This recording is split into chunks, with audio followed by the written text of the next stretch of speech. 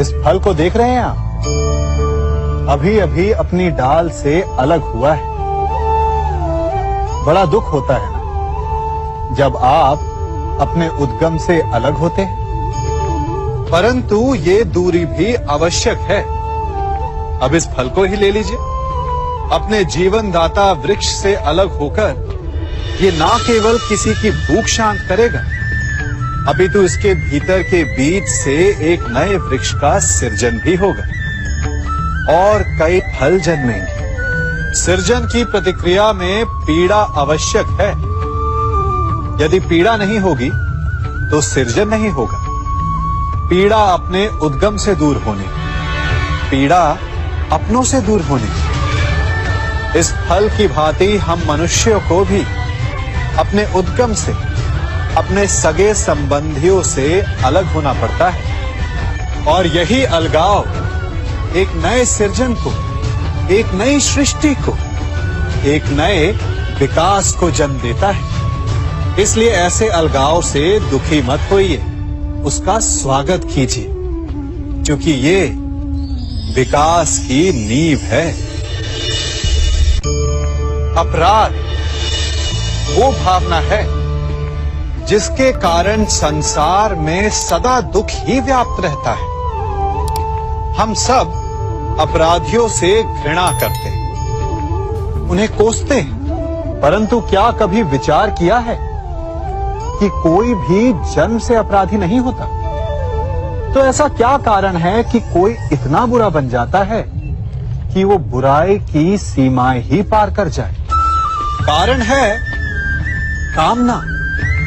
यदि कामना पर नियंत्रण ना रखा जाए, यदि कामना को पूर्ण करने के लिए परिश्रम ना किया जाए, तो वो तृष्णा में बदल जाती है, और तृष्णा लालच में, और लालच छल में, और छल करते ही मनुष्य अपराध की ओर अपने पग बढ़ा देता है।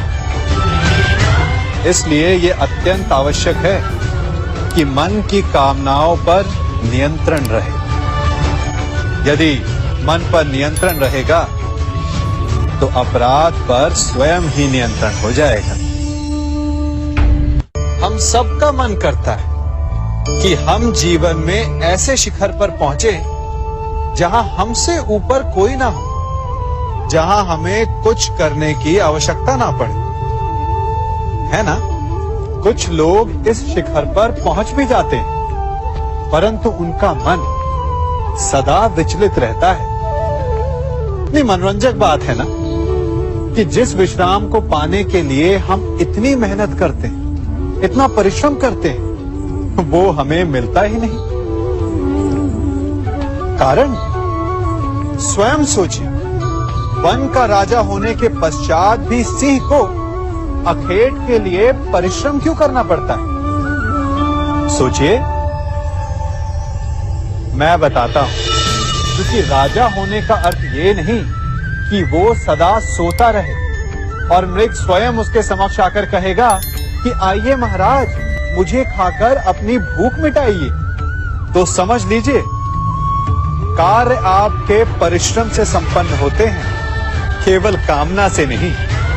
यदि आप नीचे हैं तो सदा स्मरण रखें कि आपका परिश्रम ही आपको ऊंचाइयों पर ले जाएगा, और यदि आप ऊंचाई पर हैं तो वहां पर भी रहने के लिए आपको निरंतर परिश्रम करते रहना होगा।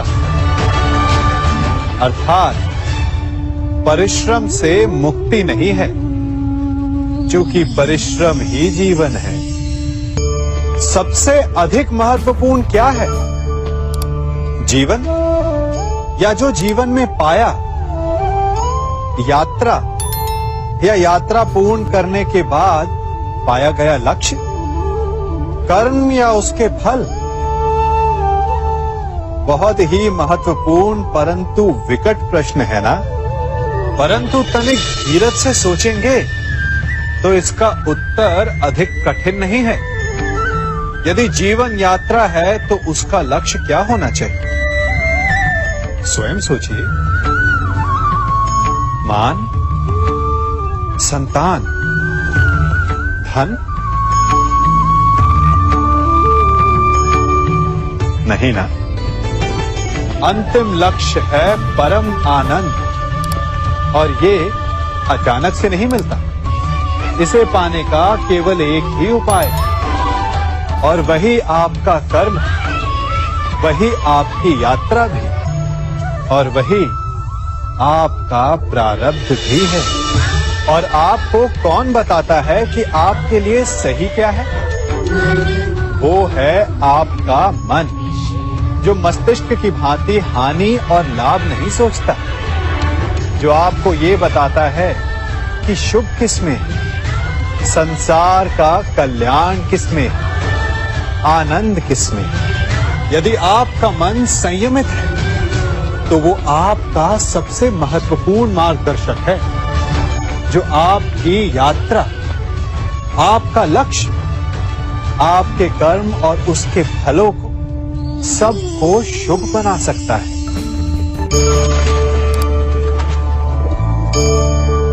इन पक्षियों को देख रहे हैं आप? इनका उड़ना वायु में इतना संतुलन मुक्त कर देता है ना? इन्हें उड़ते देख आपके मन में भी इच्छा होती होगी कि इन्हीं की भांति आप भी स्वतंत्रता से उड़ पाएं। ईर्ष्या होती है ना, जब आप इन्हें खुले आकाश में ऐसे विचरण करते देखते हैं। पर कभी सोचा है इस उड़ान को, इस स्वतंत्रता को पाने के लिए कितना परिश्रम, कितना अभ्यास किया होगा इन्होंने? आकाश में उड़ने से पूर्व धरती पर कितना गहन परिश्रम किया होगा इन्होंने। इनके माता पिता ने पहली बार जब इन्हें पंख फड़फड़ाने को उकसाया होगा तो कितनी बार गिरे होंगे। पहली बार वायु में उड़ते समय कितना भय लगा होगा इन्हें। अपनी पहली उड़ान के पश्चात धरती पर उतरते समय गिरकर कितनी चोट खाई होगी। इस उड़ान का, इस स्वतंत्रता का ये मूल है। यदि आप ये दे सकते हैं तो अवश्य आप भी इस स्वतंत्रता को पा सकते हैं। इन पक्षियों की भांति ही अपने चारों ओर जब भी आप किसी सफल मनुष्य को देखें तो उससे ईर्ष्या ना करें, उसके परिश्रम और पीड़ा को समझने का प्रयास करें जो उसने यहां तक पहुंचने में पाई है। प्रेरणा लें, प्रयास करें और स्वयं भी सफल हो जाएं।